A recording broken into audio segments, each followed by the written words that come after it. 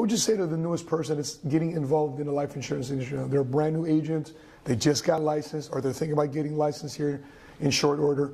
What would you tell them about how to establish their careers? You've done this now for 47 years. How would you tell them to get their business up off the ground? First of all, congratulations. You have no idea how much of a meaningful transformation you will create for your clients. And if you take this serious and don't listen to the naysayers, and you begin to learn, empower yourself with knowledge, and then knowledge times experience gives you the wisdom. There's no greater payday, not financially, but when live or die, those people that you're helping to transform themselves financially, to be able to make sure that they cannot outlive their money in retirement. And that if they happen to die prematurely with what we call an untimely death, to be able to deliver a tax-free death claim and say, here, your financial house was in order, like I did when my brother passed away. I never dreamed he would be using the universal life policy I sold him as a death benefit. I thought we were going to ride Harley Davidsons and go river rafting into the twilight of life. Doggone it, he got to graduate before I did. He was just 50 years old. But his sweet wife has been able to live in dignity for 25 years now because of that death benefit. But to the new agents, you will transform people's lives, not just financially. But if you are sincerely interested in your clients and you do what's best for them, it's like Zig Ziglar used to say, you help enough other people get what they want, you're going to get everything in life that you want. And stick to it. I loved your interview with Tim Tebow last night, because I've had many setbacks in my life, and I've learned most from my negative experiences, but you cannot have a great comeback unless you have a setback. And so don't get discouraged. If I threw in the towel the first time I had a setback, I hate to think what I would be doing instead of transforming people's lives. Don't get discouraged. Hang in there, gain wisdom and knowledge, and go out and change people's lives, and you will be compensated financially, but in way more impactful ways than just the money. The reward is unbelievable to help people optimize all of their assets. And that's not just the money. That's helping them to have the confidence to be healthy, to not ever have to worry about the money, because now they can go out and be with their family. They can have health. Many insurance agents never really get their arms around the impact that they have on people's lives. So stay with it. Don't get discouraged. As you begin to progress, as you know, Matt, and you're a great example of this, looking back, I do not regret 1 minute being in this business. It's one of the most prestigious careers I could ever choose. Don't let anybody tell you otherwise. What were you studying in college, Doug? What was I studying in college? I was studying to become an attorney. Yeah.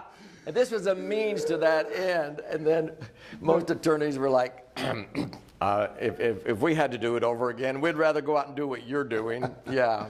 My last question, when you're talking about what I stumbled across this industry, selfishly, I was just looking to pay the bills. I could get involved, make a paycheck, it was versus mortgages or versus this. But I really started getting into the meaning of the business, and that's what led me to your book in 2005, which is Misfortune 101, and I fly to your office in Salt Lake City, and I realized, I think at that point, I realized this is more than just life insurance. You are creating generational wealth. You're creating a legacy. Your steps of meaningful transformation process was shocking to me. And it's also cool to see your sons, your boys, Aaron, Emran, and Scott, to see us grow, because you're actually building up the next generation. You talk about not equal distribution, you want equal opportunity. Right. And it's difficult for somebody with kids because they want their kids all to have more than they had. But you talk about equal opportunity. Before I let you go, can you share that one thought? What do you mean by that? Yes, and as you know, I'm very passionate about this. My goal has always been to make sure that future generations can learn from the mistakes that I've made. And that's why my story is a long learning curve. I want your story to be a fast power curve. And when I watched my sons and my son-in-law begin to grasp this, and I didn't pay them. They didn't fall into, they actually worked for nothing for the first couple of years, and they learned by osmosis and so forth. I wouldn't pay them, My son edited my book and what have you. Okay. But do you want me to be honest or gentle, Matt? Honest. Yeah, okay, I thought so.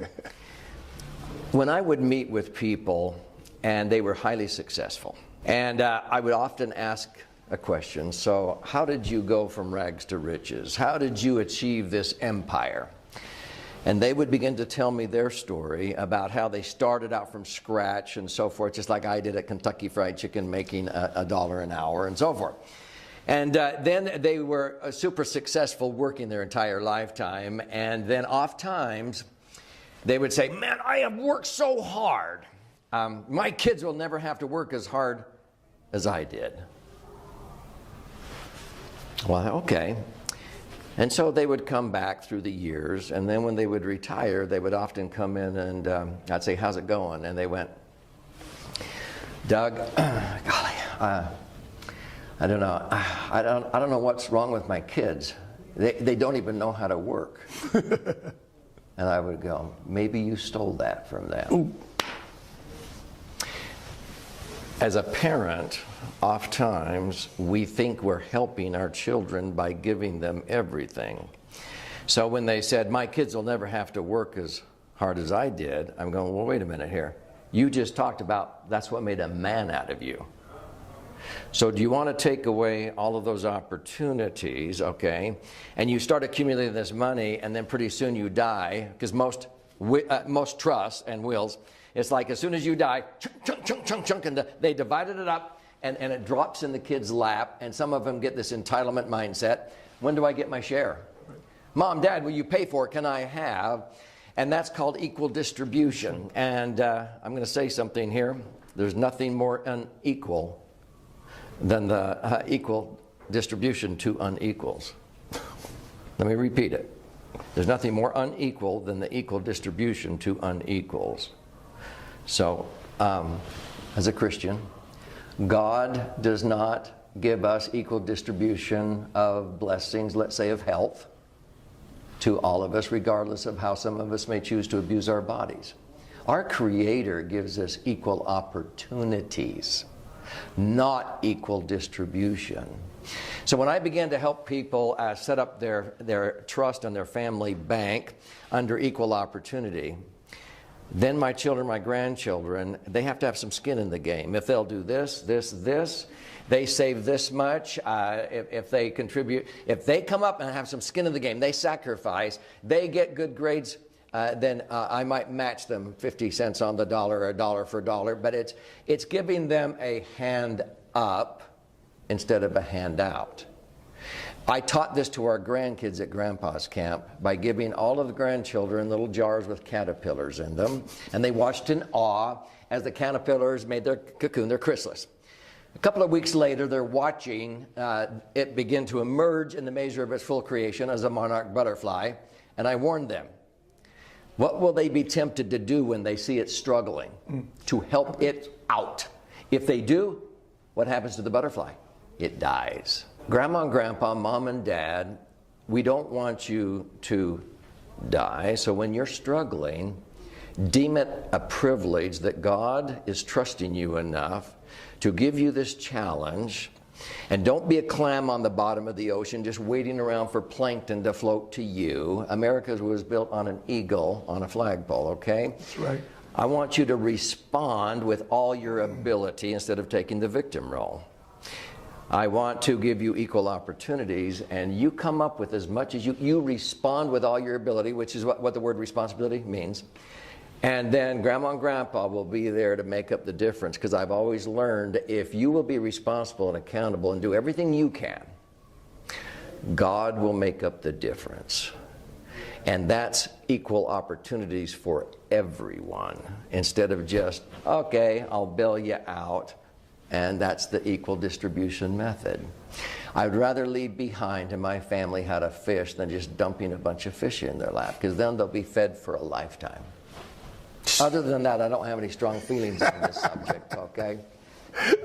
That's how Doug finishes off a strong idea with a punchline, period, at the end.